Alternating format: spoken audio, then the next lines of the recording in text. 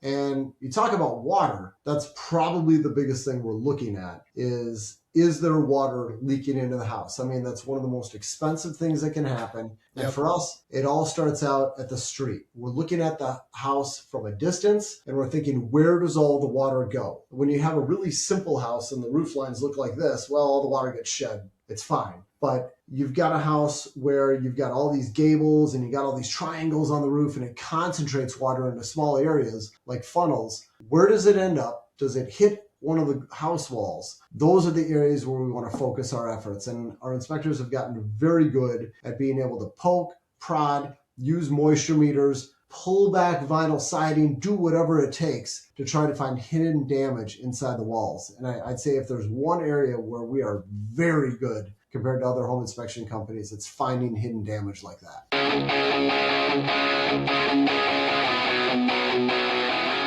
This episode is brought to you by Pierre Accounting, led by CPA Eric Pierre, a seasoned accounting and tax expert with years of experience helping individuals and businesses navigate complex financial landscapes. Whether you need personal tax planning, business tax strategy, bookkeeping, or financial planning support, Eric and his team are committed to helping you protect and grow your financial future with clarity and confidence. To get expert guidance you can trust, check out Pierre Tax and Accounting at pierreaccounting.com. This episode is brought to you by my friend Silas Lagoy over at ForgeMark Wealth.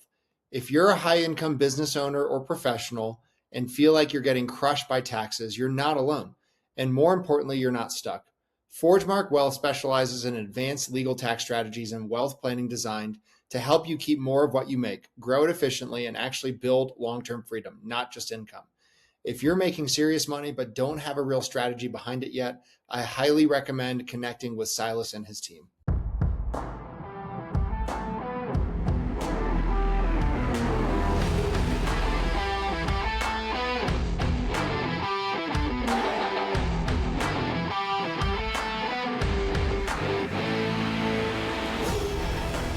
What's up, everybody? Welcome back to another episode of the Big Hitters / Builders Bible. I'm going to put Reuben in both of those podcasts because he does home inspections with StructureTech, a large home inspection company. Reuben has tons of experience. They're growing at a very fast clip.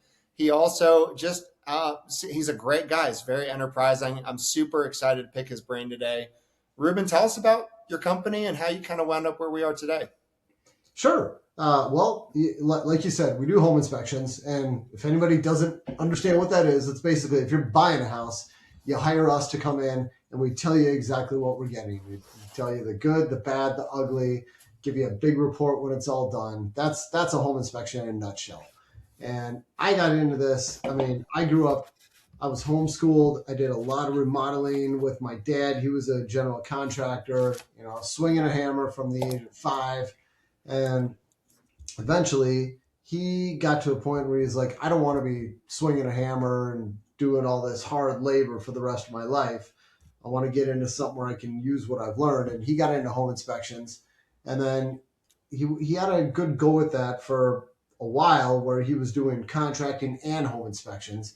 And eventually he bought an existing home inspection company. He heard about these guys who weren't getting along, they were partners, and he said, yeah, let's go. And he basically bought the name, a logo, and one employee. And that's when I started working with StructureTech. And that was back in 97. And, I kind of did it on and off. I did it full time for a little bit. And then I went to school and I thought I wanted to be a teacher and I was going to do this and that. And I kind of worked part time for a long time. But then in 2004, my dad convinced me to try home inspections. He's like, you're going to teach people about their house. I know you love to teach, but you get to teach different people every day. And this will satisfy that need. And I said, all right, I will trust you, Pops. We'll give it a shot. And never looked back. It was a great experience. Learned how to do home inspections with him. And it was me, my pops, and one other guy for a while. And then when my son was born in 2007, I realized I don't want to be answering the phones and doing the books and doing home inspections and having to be on the phone all the time. I mean, returning calls at 7 o'clock at night to make sure I've got work the next day. I mean, I'm doing everything. I realized I'm a dad now. I got to think about family and how to kind of change my priorities. And that's when we made we made a conscious decision to grow the company. And we started saying, look, we're going to start adding employees. We're going to start having other people do home inspections. And I'm going to change my role to be more of a I don't know, somebody who just oversees it, more of a business owner instead of just working a job. And it has been pretty much continuous growth ever since.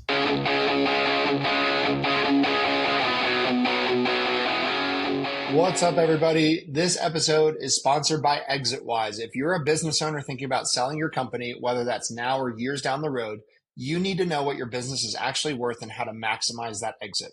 That's exactly what ExitWise does. They help you prepare, position, and ultimately sell your business by assembling a world-class team of M&A experts around you, guiding you from valuation all the way through closing. If you want to know what your business is really worth and how to increase that number before you sell, go check out exitwise.com and get ahead of it. So what are some of give us a sense of where you're at right now in terms of employees or top line sales or what, help us understand the deal flow and like how many homes you guys are inspecting, I suppose. Sure. As far as the number of inspections, probably it's several thousand a year. We've got 16, I think it's 16. I never know the numbers exactly, but it's more than 15 and it's fewer than 20. And so we've got all these guys who are out in the field doing home inspections.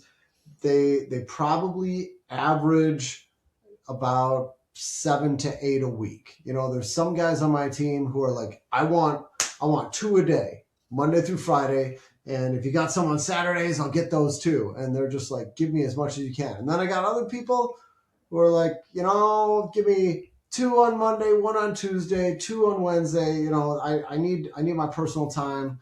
It's just, these are long days, so they don't do quite as much, but it averages out to about 7 to 8 inspections a day for most of the team. Yeah, I'm pretty sure almost every time I've bought a house, it was typically a one-man band, home inspector. Yeah. And so it's really interesting to me because you have been on the show and I've had another one on the show who are scaling to huge kind of agencies is kind of how I understand them. And so what are some of the challenges, I guess, that you face as you're trying to grow and scale and train more home inspectors? Training is probably the biggest thing. I mean, if I could just wave a magic wand and change that would be fantastic. And, I'll give you a little peek behind the curtain on the way home inspections work. You can be a horrible home inspector, just do a terrible job, and you can be very successful at your job because there's a lot of real estate agents who are very interested in somebody who's not going to rock the boat when it comes to someone buying a house. I mean, they've been working with a buyer for a long time, buyer's skittish, and the home inspector comes in and they're like, well, this is wrong and that's wrong. And the buyer's like, I don't want the house anymore. Well, if you get a soft home inspector, you're not going to deal with that problem. And, larger home inspection companies, they're often kind of looked at in a bad light by a lot of one-person shops because the one-person shops see a lot of the bigger companies as just churning out bad home inspectors, hiring somebody, training them for a month, and then setting them loose and saying, all right, go do home inspections. Yeah. And there are a lot of larger home inspection companies who do that. Certainly not all of them. For us, we're kind of the opposite. We have a very long training process. I mean, we've homegrown it and we use the adult learning model where, I mean, we will spend a week just teaching somebody every day about roofs, nothing else. That's what you're doing this week. We're going to go to 1 million properties and we're going to look at roofs. We're going to do classroom training. They get all the different components and then they end up being able to put all these things together. And I mean, it takes months and months of training. I mean, somewhere between about 4 to 6 months to get somebody from hired day one to out the door. They're working on their own. And when it comes to keeping up with market demand, it's impossible. I cannot figure out how to do it. I mean, we look at how many inspections we turn away every year, and then we make a rough guess and we say, we're probably going to need to hire 2. We're going to hire these people in the fall. We're going to train them all winter long. And then we're hopefully going to be ready for them to hit the ground running in March. And if it turns out that we hired 2 great people and they make it through training, that's great. Is it going to keep up with demand? I don't know. Are they going to make it through training? Don't know. If they don't make it through training, it just turns out that they don't have what it takes to inspect for my team. We're in trouble. I'm not going to hire somebody else in the spring and train them up and have them ready to go in the fall. That's where it gets slow. So, you say, what's my biggest pain point? It's getting people from the day they get hired to the day they're out the door in a timely manner and knowing what I'm going to need.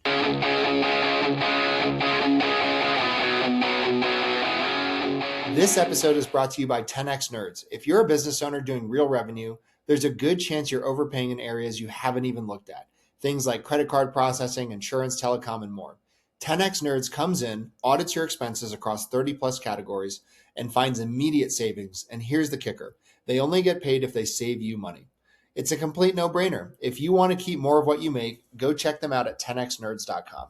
This episode is brought to you by Rakowski Law Firm. If you're a business owner or have built a level of wealth, but you don't have your estate plan dialed in, you're exposed. Rakowski Law Firm helps families and business owners protect their assets, avoid probate, and make sure everything transfers exactly how it should. This isn't just paperwork, it's a real strategy to protect your legacy. If you haven't looked at your plan in a while or don't have one, go to rakowskilawfirm.com. That's really cool. I know that the last home inspector I'd had on the show, and I'm actually curious to hear your thoughts on this, he talked about their thing is that they follow the flow of water. What is your kind of secret sauce when you're inspecting a home or that you train your guys? There's a lot. I mean, definitely follow the flow of water. Start at the top, work your way down. One of the biggest things we do is just accounting for everything in the house. I think that's something that just doesn't get taught enough. Trying to think about what do you have inside, and you want to match that to what's going on outside. I mean, if you've got 5 bathroom exhaust fans, when you're inspecting the exterior, you better find 5 terminals, and you better make sure that there's air coming out of every single one of them. And you talk about water, that's probably the biggest thing we're looking at is there water leaking into the house? I mean, that's one of the most expensive things that can happen. And for us, it all starts out at the street. We're looking at the house from a distance and we're thinking, where does all the water go? When you have a really simple house and the roof lines look like this, well, all the water gets shed. It's fine. But you've got a house where you've got all these gables and you got all these triangles on the roof and it concentrates water into small areas like funnels. Where does it end up? Does it hit one of the house walls? Those are the areas where we want to focus our efforts. And our inspectors have gotten very good at being able to poke, prod, use moisture meters, pull back vinyl siding, do whatever it takes to try to find hidden damage inside the walls. And I'd say if there's one area where we are very good compared to other home inspection companies, it's finding hidden damage like that. Interesting. So you're telling me that sometimes you do an inspection and there's 5 bathroom exhaust things and there's only 4 terminals. Oh yeah. Find it all the time. Maybe 3 terminals. Or maybe you have 5 terminals, but there's only air coming out of 4 of them. Well, what happened? What went wrong? Yeah. Maybe it got disconnected in the attic. Yeah. We shared a story on a podcast we did recently where, and I mean, if you don't understand how a house is built, you're not going to drop your jaw the way you should when you hear this. But somebody took a bathroom exhaust fan and they tied it into their water heater exhaust. And it was a whole story about this, but that is such an egregious defect. And unless you're conscientiously thinking about this stuff, you're not going to take the time to bring a ladder in the basement, get up inside the rafters and use a camera on the end of a pole to get to the bottom of why this isn't operating properly. Yeah, I love that. Let's talk about AI for a sec. How is it affecting your industry and how are you guys using it? I'm not using it to its full potential. Probably, I'm using just a small fraction of what I should be using it for. Probably, I mean, some of the stuff that's helpful is just being able to take a picture of something and use, say, Google Lens to identify what it is. I mean, you got this odd thing in a wall, and it's got some serial number on there. A lot of the time, we can use Google Lens to figure out exactly what this is, and it's more just trivia when it comes to that. Yeah. But where I see it going, we're not here yet, but there's a lot of talk about this, is home inspectors being able to take a photo, have our report writing software identify what the defect is, and put together a comment for us that's going to be really close to what we'd actually write if we were writing it ourselves. And maybe it's going to take some tweaking. Who knows? In the future, maybe we won't have to tweak it. But that's where I see it coming. And there's a lot of talk about this. And I'd say within the next 5 years, the way we write our reports is going to be dramatically changed by AI. Yeah, that's amazing. What are some, like, what's next? What's next for your company? Where are you guys trying to go? There was a time where I thought I want to expand north. I want to expand south. I want to go to all these different markets. And I was on that kick for a while, but at some point I just realized I don't really want to do that. I want to continue to grow right where we are. I want to have slow growth, controlled growth. I mean, we're going really fast at some point, and it just felt like it started to get out of control. I was hiring 4 inspectors at a time, and things just weren't as manageable at that point. And I realized I'm a much happier person when we're adding 2 inspectors a year, and it's just steady and controlled. So, right now our goal is to have 10% market saturation in the Twin Cities. We probably have closer to about 6%. We're after about 10%. And if I can get to 10%, I feel like I would just be happy to stay there. I would be okay if we stayed there for the rest of my career. I would have a very good living, and I'd have to keep adding inspectors periodically because, of course, you have attrition. You have people who move. You have people who have health problems, people who just decide, well, people who retire. But that's my ultimate goal right now. Yeah, I love that. What's one thing that gets you fired up that we haven't talked about? I know it's a verse behind you. I don't know if you're, yeah. Oh, yeah. Yeah. Yeah. Definitely. How does faith factor into how you run your business? It's kind of at the core of everything we do. It drives our ethics. There's so many verses that I think of that I want to preach to my team. And we never started our company as a faith-based company, but it's definitely a core of who I am, and I think it comes across to all my employees. And the verse, for anybody who's listening, it's the one that happens to be on my wall right now is Jeremiah 29:7.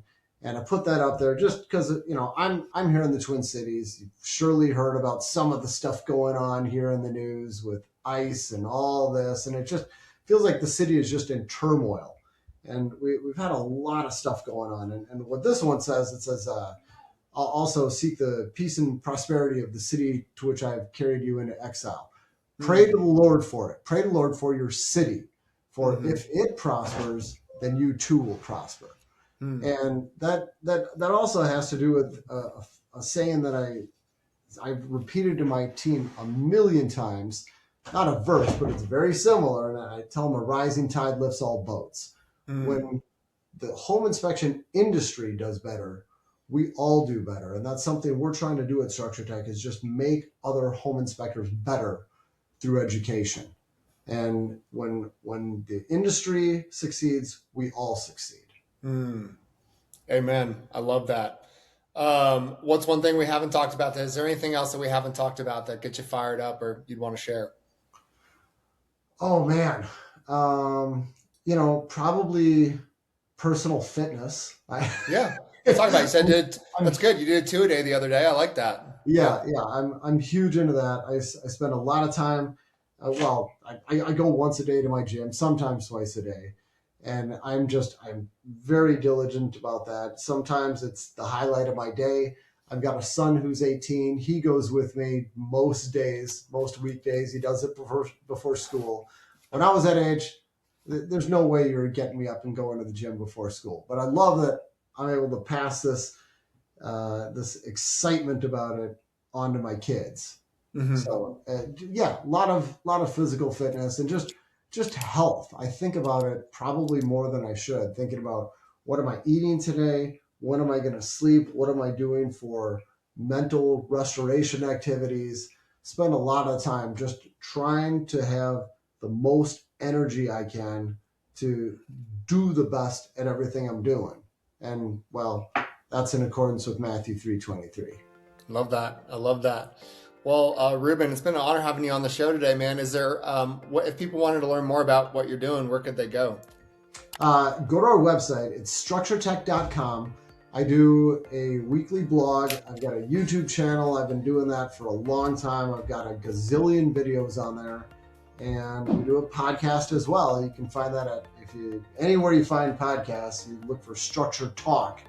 Just a spin on StructureTech, our company name. Look for Structure Talk. You can find our podcast. We've been at that we're on our 8th year now.